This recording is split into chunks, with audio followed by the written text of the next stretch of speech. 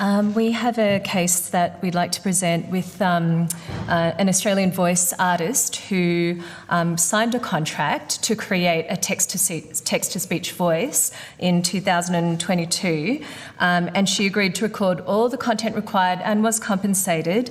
It's stated in the clause 11.2 that they do not allow users to use profane and explicit content.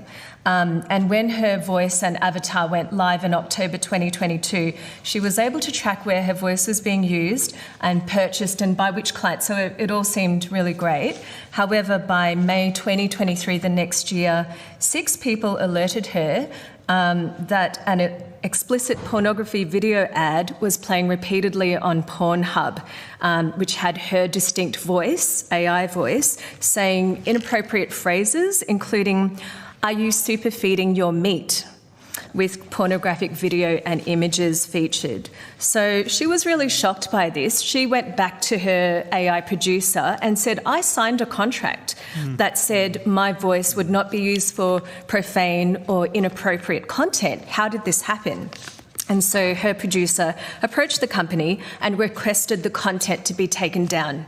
And they came back with, "We can't do anything about it," even though it clearly violated its own contract terms.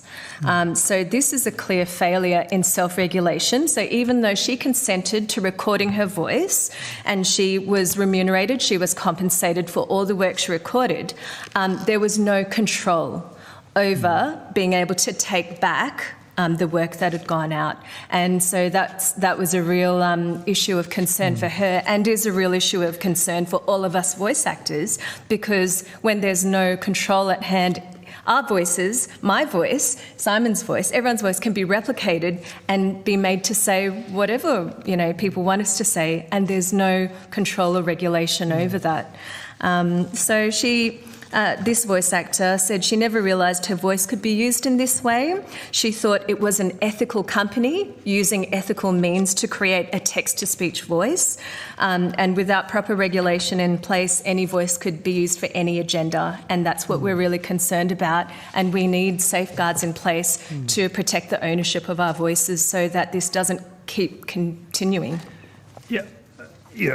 You'll be pleased to know I think politicians have skin in this game too, about having your voice used and your identity used to say and do things for which you would never give permission or you would never like.